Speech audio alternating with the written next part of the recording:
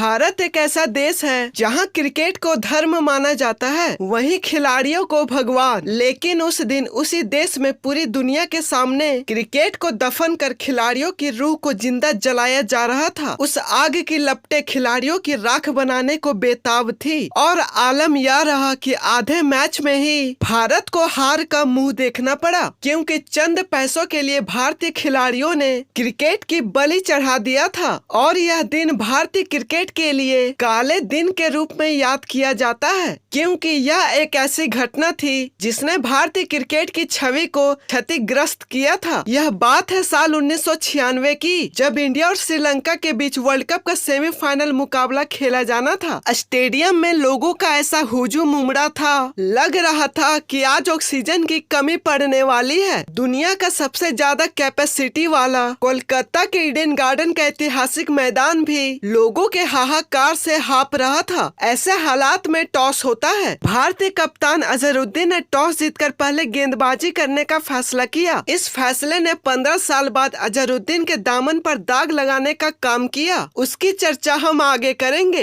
फिलहाल श्रीलंका टीम पारी की शुरुआत करती है। अभी स्कोर बोर्ड में केवल एक रन ही जुड़ा था कि श्रीलंका टीम ने पहले ओवर में ही अपने दोनों ओपनर को गवा दिया। उसमें से सनत जयसूर्या का विकेट भी शामिल होता है। उसके बाद अरविंदा डिसिल्वा ने पारी को तेजी से आगे बढ़ाया और शुरुआती झटके के दबाव को डिसिल्वा अकेले ही पूरी तरह से सोख लेते हैं। और अब श्रीलंका टीम का स्कोर 48 रनों पर 3 विकेट होता है, जिसमें डिसिल्वा ने 43 रन बनाए थे और देखते ही देखते डिसिल्वा ने अपना अर्धशतक भी पूरा कर लिया। अब उनके साथी रोशन महानामा ने भी अपने हाथ खोले, लेकिन अनिल कुंबले ने 85 के स्कोर पर अरविंदा डिसिल्वा को बोल्ड कर दिया। अरविंदा डिसिल्वा ने 47 गेंदों पर 66 रनों की एक बेहतरीन पारी खेली, लेकिन उसके बाद रोशन महानामा ने कप्तान अर्जुन रणतुंगा के साथ मिलकर एक अर्धशतक के पार्टनरशिप निभाया, जिससे श्रीलंका टीम का स्कोर 30 ओवरों में ही 150 रनों के पार पहुंच जाता है। लेकिन उसी बीच सचिन तेंदुलकर ने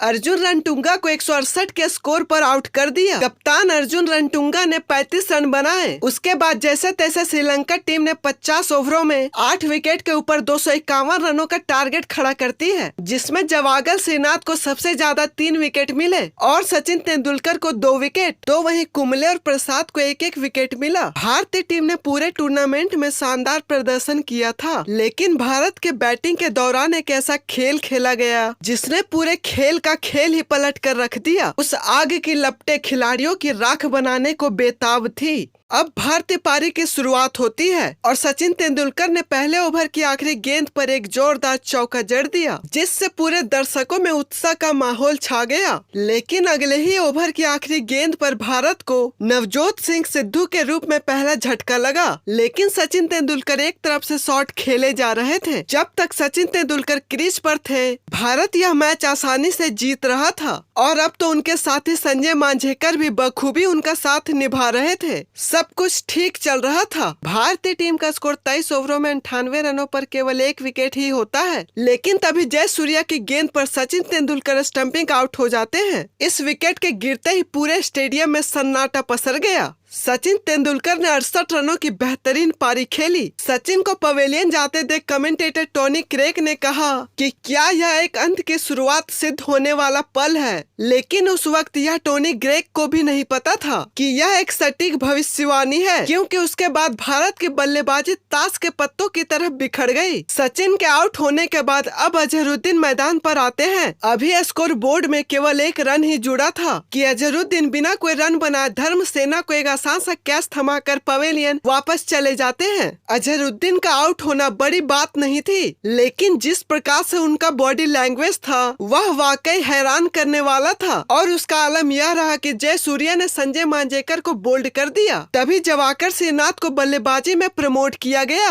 लेकिन वो तो ठहरे गेंदबाज और मात्र 6 रन बनाकर आउट हो जाते हैं। अजय जडेजा भी 11 गेंदों पर बिना कोई रन बनाए जयसूर्या की गेंद पर बोल्ड हो जाते हैं। सचिन तेंदुलकर को छोड़कर बाकी सभी बल्लेबाजों को देखकर ऐसा लग रहा था कि आज इन सभी बल्लेबाजों का बल्लेबाजी करने का बिल्कुल भी मूड नहीं है और मैदान में तू चल मैं आया का खेल चल रहा था। और स्टेडियम में मौजूद सभी दर्शक पूरी तरह से मायूस हो चुके थे। उसके बाद नयन मुंगिया भी केवल 1 रन बनाकर पवेलियन चल दिए। फिर आशीष कपूर 0 रन बनाकर आउट हो गए। जिस भारतीय टीम का स्कोर 23 ओवरों में 98 रनों पर केवल 1 विकेट ही था, तो वही अब मात्र 120 रनों पर ही 8 विकेट गिर चुका था। अब ऐसे में दर्शकों का सब्र तो टूट नहीं था। दर्शकों ने हर कोने से मैदान में पानी की बोतलें फेंकने शुरू कर दिए, साथ में कई जगह आग भी लगा दिए और अजहरुद्दीन हाय हाय के नारे लगा रहे थे। अब मैच को आधे घंटे बाद शुरू किया जाता है, लेकिन उसके बाद भी बोतलें फेंकने का सिलसिला जारी रहा